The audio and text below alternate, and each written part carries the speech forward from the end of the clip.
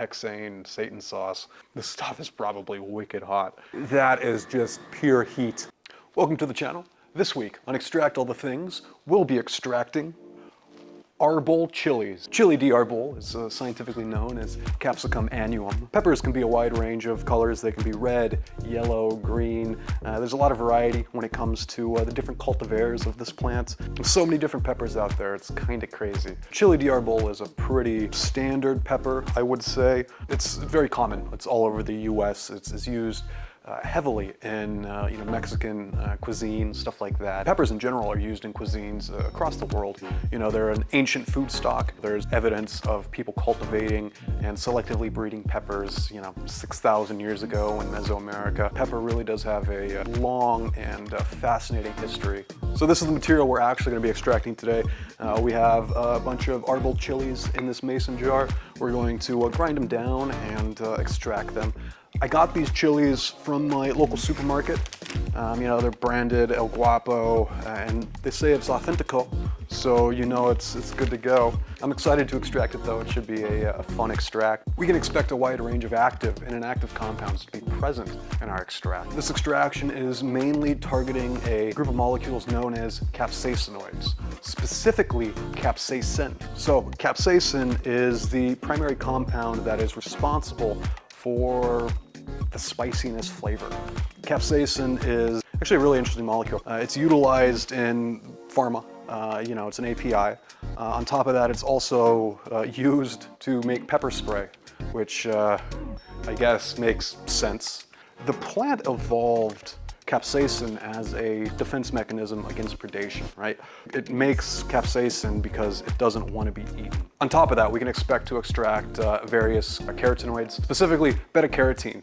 Beta-carotene is the compound that's going to be responsible for the red coloration of the pepper. We should also expect to extract various, flavonoids, vitamin C, sugars, terpenes as well. So there's going to be low boiling point volatiles that are extracted with it. These terpenes are going to be like mycerin, linalool, limonene, just kind of the classic terpenes. So there should be a rich bioactive extract, and I'm excited to see how it does.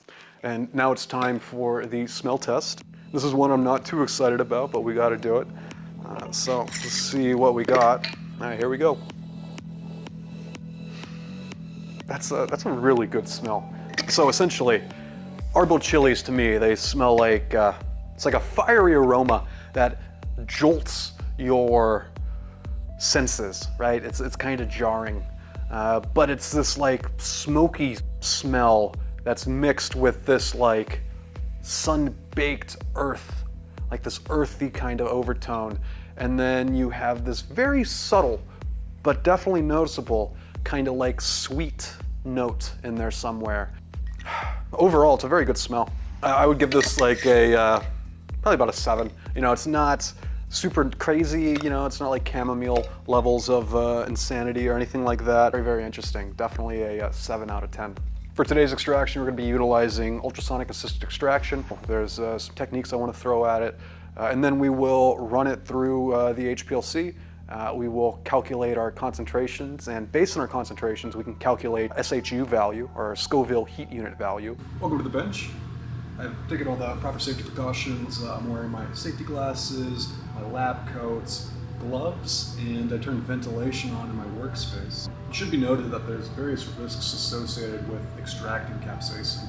Capsaicin can degrade gloves, so make sure you use nitrile gloves. If you use latex gloves or some other material other than nitrile, then it'll degrade your gloves and burn your hands. Capsaicin is not something you want to get on your skin. It's the active ingredient in pepper spray, so you got to be very, very careful with this extract. The peppers right now are, about 2 to 3 inches long. You also feel the seeds inside of there, lots and lots of seeds. Let's see if you can hear this. Here's some ASMR. Sounds like a maraca, and you can just hear the seeds bouncing around in there. The seeds are going to be covered in capsaicin, so we definitely want to extract them. But first thing we're going to do is we're going to create more surface area to better facilitate extraction. We just tried to extract these whole. We could get it extracted, but it would not be as thorough. Especially when you're using ultrasonic assisted extraction, you want as much surface area to be available for those ultrasonic waves to act upon, to lyse those cell walls to ensure that we get the optimal yields that we can. So I'm going to go ahead and start that. To grind up these peppers, I'm going to use a NutriBullet. I'm going to grab a sample of our starting material so we can test it. There's our starting material. This stuff just looks beautiful. Very aromatic too. So that's the rest of our chili powder. Right now we have 79 grams in the beaker.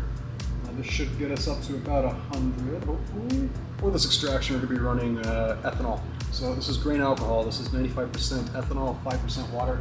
I use it a lot on the channel because it is a great solvent. It's easy to work with, easy to purge, fairly non-toxic. We're going to be using a 10-to-1 ratio, so 10 parts ethanol to 1 part of our biomass. So we have 108 grams in here.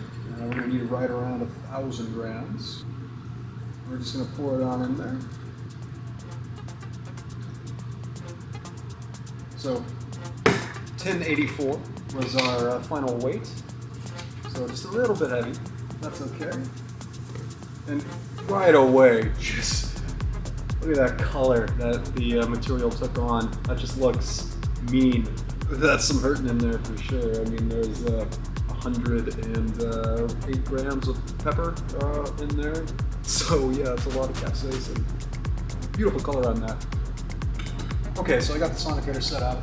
I used this last for extracting pumpkin in the Hollow Wheat special. Go check out that episode if you haven't seen it. This is a Across International ultrasonic homogenizer. And it's a probe-based system. We have our horn right here, and this goes into the solution, and this horn right here is what actually acts upon the material. But yeah, we're going to blast our material with ultrasonic waves. These ultrasonic waves will break apart the cell walls and help facilitate extraction of both our targeted compound as well as anything that the solvent can extract. We're running ethanol, so it's a pretty polar solvent. We're going to run this system at room temperature. We're going to have it run for 30 minutes. We're going to see how it yields. There's many ways we could have accomplished today's extraction. One of the classic techniques for extracting peppers and capsaicin is Soxhlet. Right? We ran Soxhlet on the channel a bunch of times. It's one of my favorite techniques. But I opted to use ultrasonic assisted extraction because it's going to be faster. One of the shortcomings to Soxhlet is just your runtime. Okay, so we got our solution in there. I'm going to go ahead and fire her up and initializing. You can kind of hear it a little bit. This chamber does a really good job at mitigating a lot of that noise, but it looks kind of wild. Right now, I just kind of see bubbles and the solution kind of agitating a little bit. Okay, we finished our extraction. We ran for 30 minutes. It yielded a beautiful looking material. You wouldn't want to spill this on you, that's for sure. There's a lot of heat in there. I'm going to tear this system down. Alright, so I set up a vacuum filter. I'm just going to quickly remove all of the extracted biomass from the solution. And we're just going to do a quick filtration of it.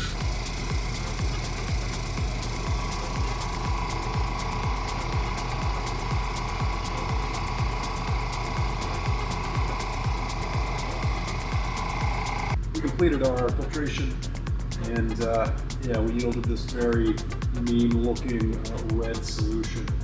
It kind of looks like hellfire, and it probably feels like hellfire too. There's a lot of capsaicin in this solution. I'm going to break it down into 3 different aliquots. So we're going to do salt recovery on just the crude extract. I want to try some things out. So we're going to do a liquid-liquid extraction on one aliquot, and then we're going to do a carbon scrub on another aliquot. The goal of the carbon scrub is to attempt to remove the beta-carotene, which is the pigment that's responsible for the red coloration. We're going to try to remove that and see how much that boosts our purity. And then the liquid-liquid extraction, we're going to wash the material with hexane. 200 mils into this one, and we'll go 200 mils into this one. Okay, so I've gone ahead and prepared for the carbon scrub. I've gotten a fresh filter, gotten 2 grams of activated carbon prepared. So let's go ahead and pour that into our Erlenmeyer flask. See how I make it instantly black. Give it a good swish. Just a good stir. Put the cap on that, let it settle, and move to our filter. So the filter's ready. We've got our very black, once red solution. Just to see. The carbon filtration is definitely doing something.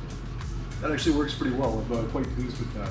That is a great example of the affinity that carbon has for various organic pigments. Because we turned, this red solution into this kind of brownish gold solution.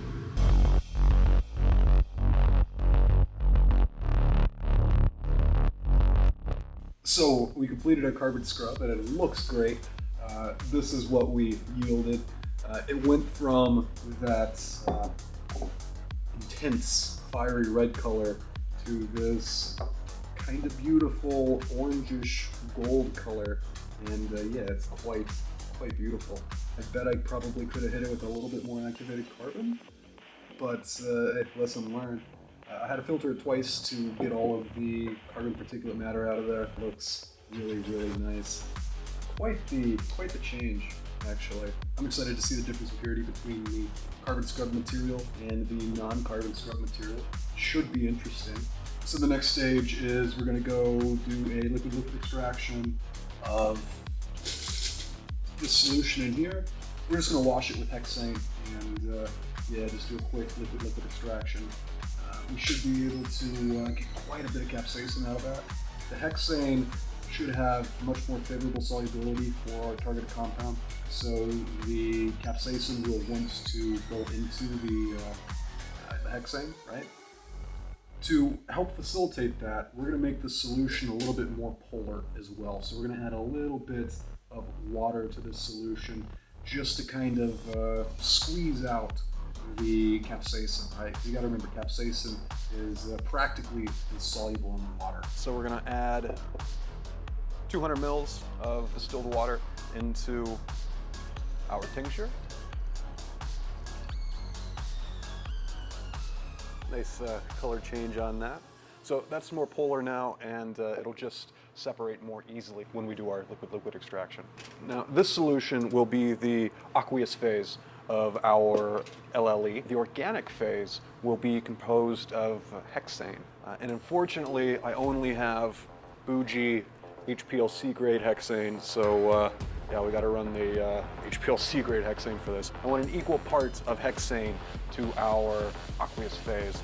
Typically, these separations are done via a separatory funnel. These are a classic apparatus. They're great, they do the job very well, but the largest sep funnel that I have is this one, and it's only a liter, so 1,000 mils. We have so much material that we have to process that it would take me, multiple cycles or multiple processing steps to get all of that solution done. So to be efficient, I'm just going to do it all in this reactor. This reactor is configured for air-free synthetic work, but it'll work for our purposes very well. We're going to begin by charging this reactor with our aqueous phase. Up here in the addition portal, I have a glass powder funnel, and we're just going to pour it into there.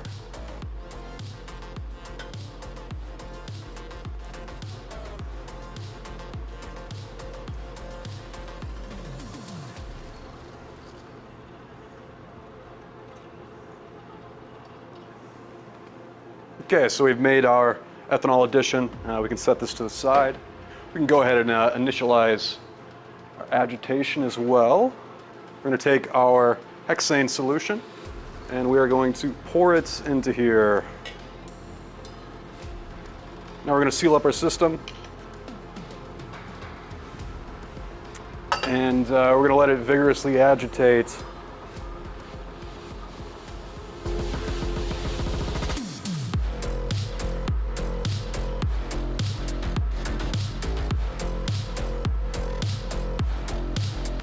We've given the system some time to settle, and we can see that a band is forming right here. And essentially what is happening is because the hexane and the ethanol are not miscible in each other, and one is nonpolar, the other is polar, they don't mix. So they form a biphasic system. And essentially what that means is there's two phases. So you have your organic phase and you have your aqueous phase. For our particular extraction or purification step, whatever you want to call it, the goal is to have our targeted compounds, capsaicin, dihydrocapsaicin, nor dihydrocapsaicin, all of the capsaicinoids have favorable solubility in the hexane. So they want to be dissolved into the hexane. They want to partition shift, right? So all of the targeted compounds are going to go up into this top organic phase, while all of the things that are insoluble in hexane, like sugars and other various undesirable products that we don't want necessarily in our product, stay behind in the ethanol. We'll run solvent recovery on both of these. So we'll recover the hexane. We'll also recover the ethanol water solution and see what that yields. It doesn't look like we're getting like a bad emulsion or anything like that, which is nice. The water definitely helps with ensuring that we don't form some nasty unbreakable emulsion that ends up eating up most of your yield and all that kind of stuff. Super annoying, but it looks good. It's a nice clean break.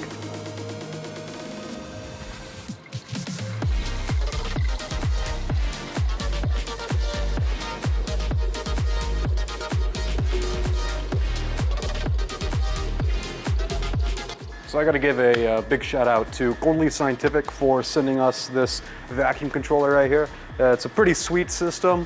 Had a little bit of time to mess around with it, and it works really, really well. In the future, I'll do a video review on this because it's a pretty cool little device. It allows us to regulate the vacuum depth of our Rotovap or whatever you want to hook it up to. This is an indispensable tool in the lab. It can help you not bump, which is really, really nice. It can also be really, really good for doing fractional distillation, all that kind of stuff. Yeah, we're just going to be doing our first solution, which is our activated carbon treated crude. So I'm just going to do this recovery really quickly. I showed you guys the Rotovap before, so I'm not going to go too in depth with it. Same as it was, besides the addition of the vacuum depth controller. But I'm going to be running a bump trap and a 500 ml flask, and we're just going to try to get through it as quickly as possible. I got a lot of solvent I got to recover tonight, so I'm just going to try to get it done.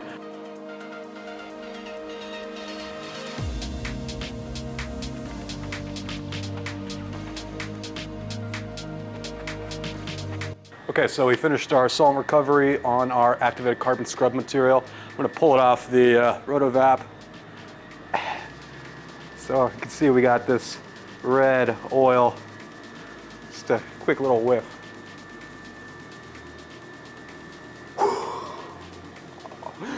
That is just pure heat.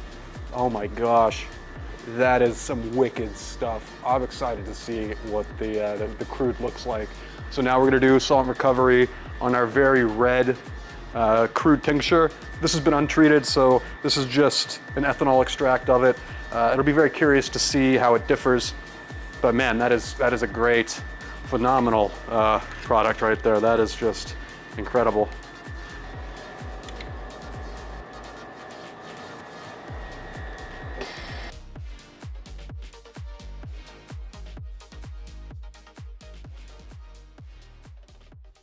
So we finished solvent recovery on our crude product, and we'll take a look at it. Right away, this stuff is a lot more red, like a deeper red color. Yeah, it's potent too. Very nice. There's our crude product.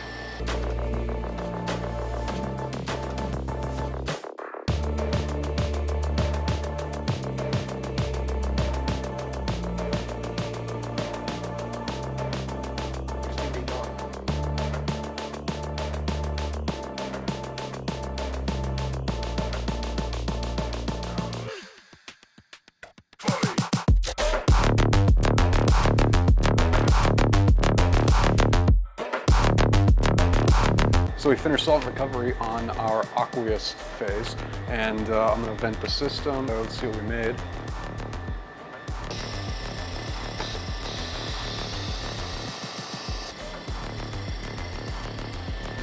So right away, this stuff is like way thicker than the other materials that we've had so far. It looks pretty nice. Now we're ready to move on to solvent recovery of our hexane. But first, I think it needs to be stated that hexane is toxic. I'm working in a well-ventilated space. All of the material that has been processed with hexane, including the aqueous phase, is going to have to undergo purge after we're done with solvent recovery. So we'll throw those into a vacuum oven and then purge them probably for 24, 48 hours to get all of the residual hexane out of there. But yeah, you know, hexane is, you know, not something you want to be constantly being exposed to. We use hexane for all sorts of extractions.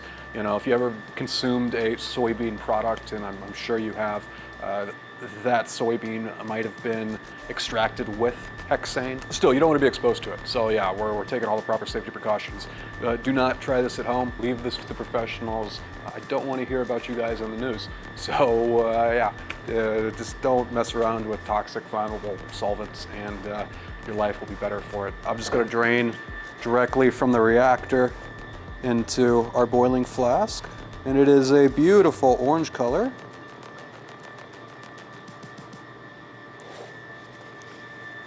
All right, so we're ready to start solvent recovery on our hexane solution. I've gone ahead and cooled down the Rotovap a little bit. So the boiling point of hexane is a little bit less than that of ethanol. The boiling point is 68 degrees Celsius versus ethanol's 78 degrees Celsius. So I went ahead and just dropped this 10C. We're gonna go ahead and throw this onto here, turn on the pump.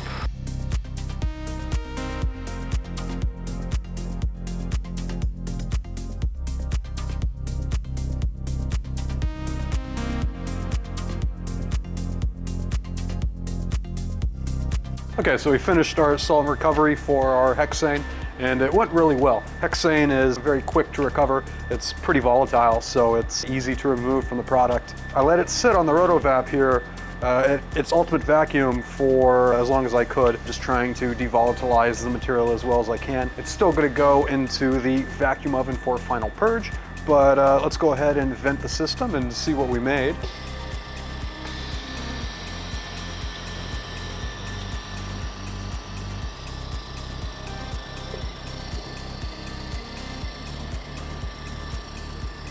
My gosh, is that stuff red.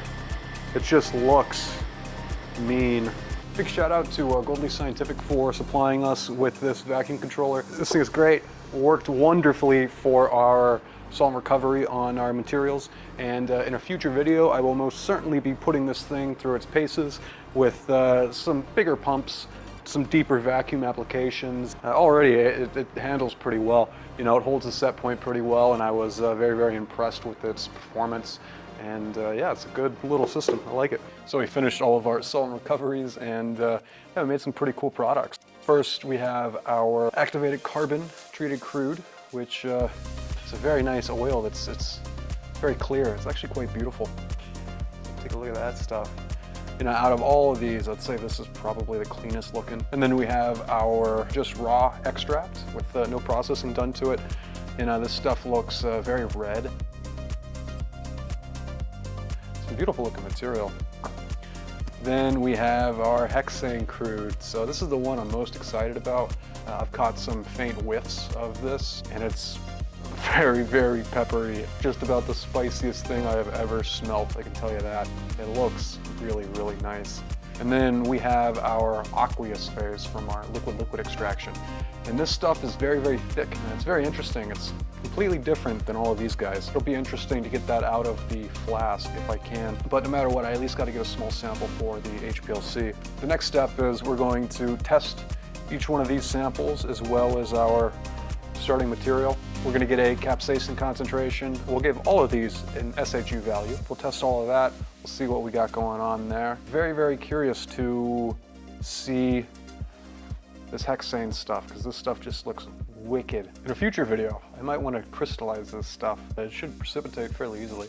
I've already done some small crystallization tests, and yeah, we've had some precipitation. I got to confirm that that's capsaicin, but yeah, I'm excited. We're gonna test all these, give all these an SHU value. I might even try some of these. But anyways, if you guys got this far in this video, thank you. I'm just getting back to filming. Now I spent the last 6 months living in Europe, doing big pharma things that I can't talk about. I'm back now though, so I finished that project, and you know, it pained me, you know, when I was in Europe that I couldn't post. And believe me, I tried, but I was just working in a very, very high security facility, and there's no way I could film in there. I tried though, but it was very cool. I learned a ton. I'm excited to keep on progressing, extract other things, and releasing content. And then on top of that, I just want to keep on releasing educational content for doing stuff in the lab, because I enjoy that. Thank you for all the support. The channel is like doubled in the last 6 months. I'm blown away that you know, we keep on getting subscribers. It's awesome. It's awesome. I thank you guys from the bottom of my heart for watching me and learning from me, if that's what your intent is. You know, it means a lot to me, and I really enjoy doing this, and yeah, thank you. We got a long ways to go though, and the journey's only just begun. So, you know, buckle in and subscribe if you haven't already. Thanks for watching the video. That means a lot. I'm just gonna smell test this stuff right now because, yeah, it sat so long on the Rotovap, most of the hexane is gone. I'll take my chances. Let's see what we got. Activate.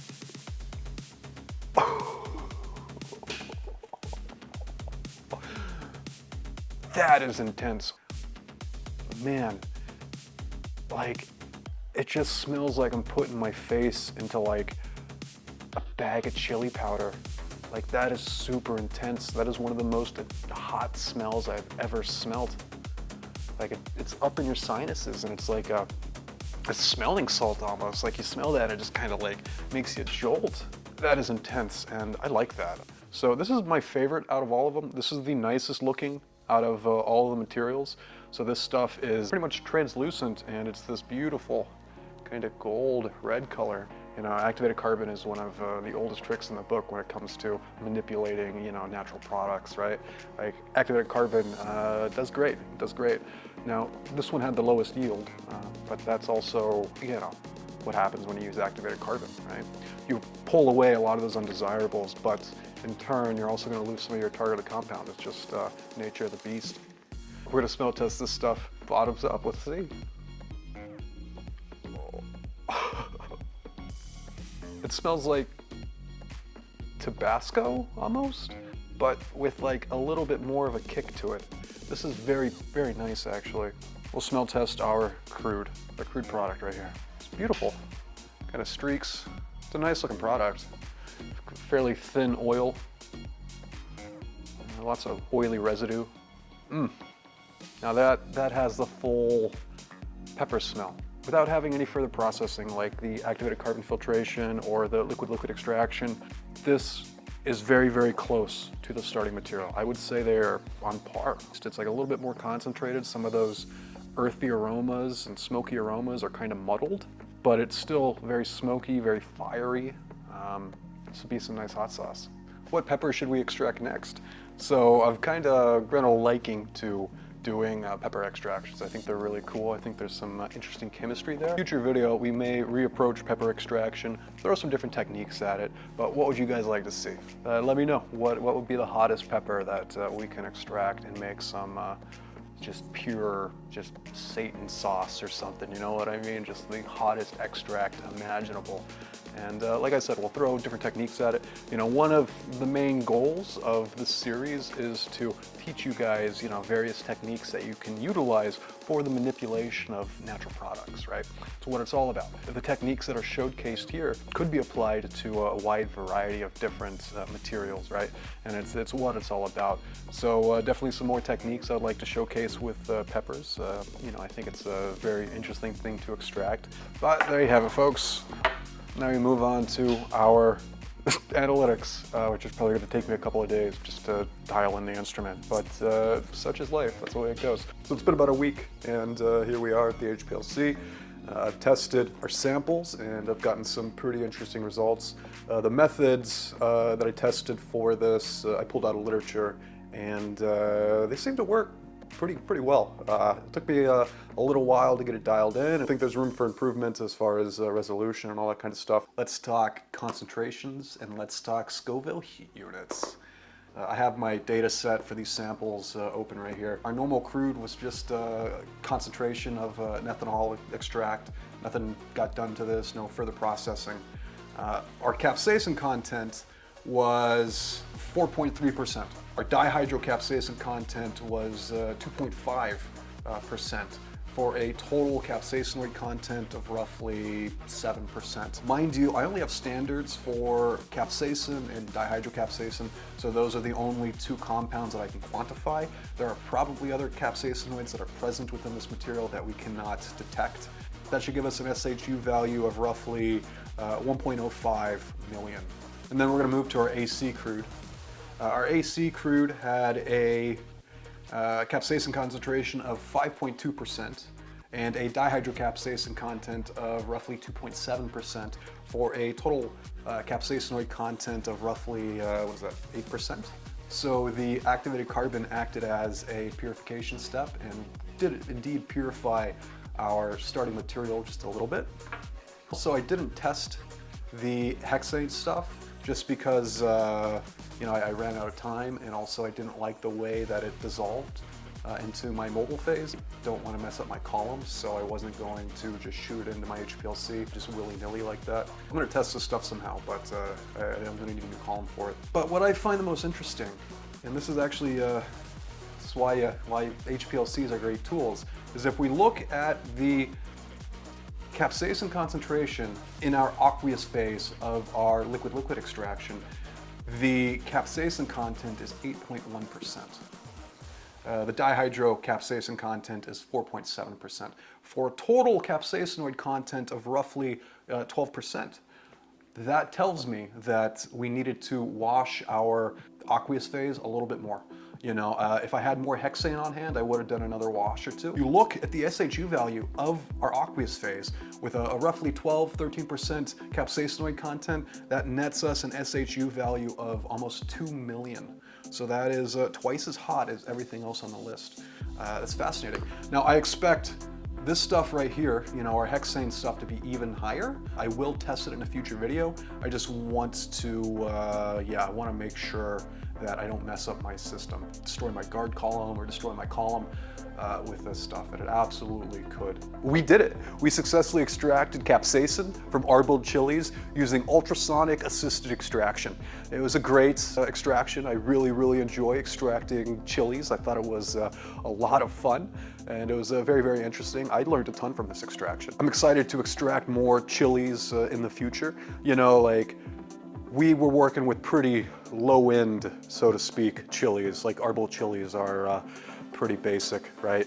I really want to extract some like ghost peppers or habaneros now. Let's see how high we can get that SHU value. I got to give a big shout out to Gold Leaf Scientific. They're a big friend of the channel, and yeah, they're great glass blowers, and they have a good selection of laboratory stuff. So go check them out. That's Gold Leaf Scientific at goldleaflabs.com. But anyways, guys, it was a fun extraction. You know, this is episode 9. I hope you guys had fun. I know I did. I'll catch you in the next one. Digital flame in episode 9, turning fire into pure design. Lab coats on, bring the noise. We cook chaos and we enjoy. Pepper shaker and a wicked plan. In the shadows on YouTube land. Extracting dreams from seeds we sow. Fire potion for the show. Extract all things, it's the thrill. Ultrasonic blaze, they're our skill. Turn up the heat, make it mad. Say it's so strong, it's never bad.